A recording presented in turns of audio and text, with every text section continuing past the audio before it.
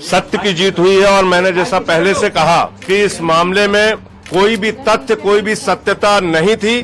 क्या भारत के प्रधानमंत्री उनके जीवन के इन 17 महीनों का हिसाब देंगे? देशवासी, दिल्ली का नागरिक इस फैसले से खुश है।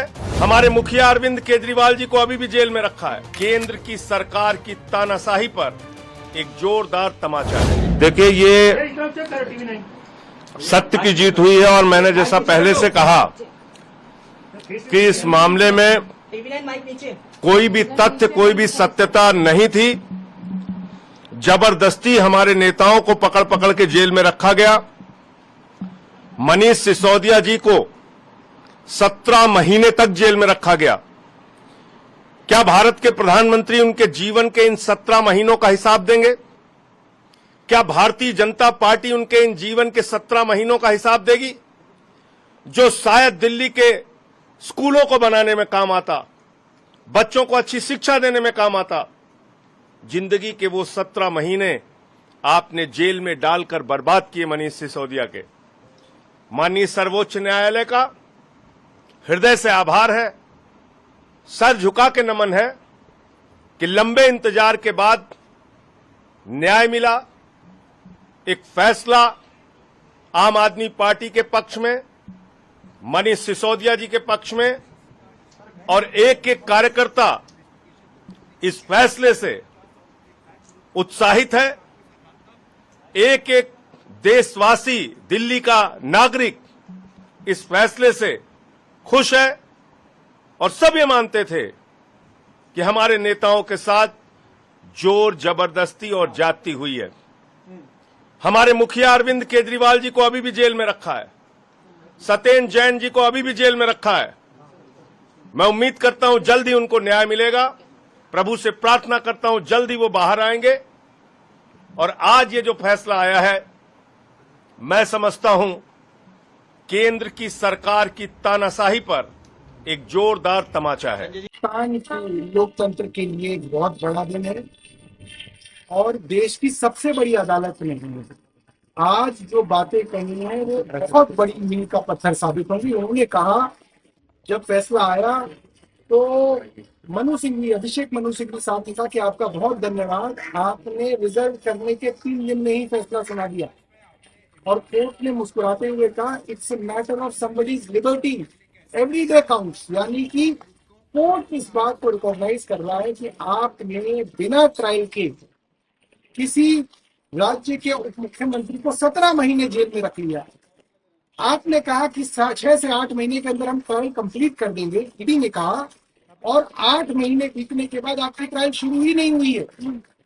तो आप बिना किसी ट्रायल के, बिना किसी फैसले के कैसे किसी को जो है जेल में रख सकते हैं? दूसरी बात, उन्होंने सभी हाई कोर्ट्स और लोअर कोर्ट्स, ट्रायल कोर्ट्स को एक सीख देते हुए कहा, ये प्रिंसिपल है, बेल इज अ राइट और जेल इज एन एक्सेप्शन। यानी कि बेल देना किसी का भी हक है, उसको बेल मिलनी चाहिए। आप ऐसे नहीं कर सकते कि आपका मुकदमा शुरू नहीं हुआ और आपने किसी को जेल में डाल दिया। भाई, मुकदमा पूरा कीजिए, किसी का गुनाह साबित कीजिए, कन्विक्ट कीजिए, 1 साल नहीं 5 साल की सजा दिलाइए, कोई मना नहीं कर रहा। मगर आपका मुकदमा ही शुरू नहीं हुआ, कोई गुनाह साबित नहीं हुआ, बिना साबित हुए आपने 17 महीने उनको जेल में रख लिया। अब मैं ये जानना चाहता हूँ, अब वो अगर बेगुनाह साबित होंगे तो ये 17 महीने उनको कौन वापस करेगा? क्या ट्रायल कोर्ट वापस कर सकता है? क्या केंद्र सरकार मनीष सिसोदिया के 17 महीने उनके परिवार को वापस कर सकते हैं? नहीं कर सकती है। इसी बात को सुप्रीम कोर्ट ने अंकित किया और कहा कि ट्रायल कोर्ट्स और हाई कोर्ट बेल देने में जो हिचक रहे हैं ये गलत है। इसकी वजह से सुप्रीम कोर्ट के अंदर बेल से संबंधित मामले बढ़ते जा रहे हैं, सुप्रीम कोर्ट के ऊपर लोड बढ़ रहा है। तो कई बातें उन्होंने कही और सबसे बड़ी और खुशी की बात है, सुप्रीम कोर्ट ने कोई कंडीशन मनीष सिसोदिया जी के ऊपर नहीं लगाई। यानी कि वे अपना ऑफिस भी आके जो है दोबारा से ले सकते हैं, अपना काम कर सकते हैं, अपनी कॉन्स्टिट्यूंसी में जा सकते हैं। इनको मंडे और थर्सडे थाने में जाके अपनी बस एक हाजिरी लगानी है कि भाई मैं यहाँ दिल्ली में उपलब्ध हूँ। जी, अभी सर कब तक जेल से बाहर आ सकते हैं? आगे की क्या रणनीति रहने वाली है? देखिए, अब तो इससे कोई बहुत बड़ा फर्क नहीं पड़ता कि आज शाम को आ जाए नहीं तो कल शाम को आ गए। हमने देखा है जेल प्रशासन अक्सर ये बदमाशी करता है, तो एक दिन और डिले करने में भी बहुत मजा आता है। तो अब देखते हैं जेल प्रशासन जो है वो क्या करना चाहता है, षड्यंत्र करना चाहता है या आसानी से जो उनको छोड़ना चाहता है। दिल्ली के शिक्षा क्रांति के जनक मनीष सिसोदिया को, जिनको एक झूठे केस में, जिनको एक झूठे केस में 17 महीने तक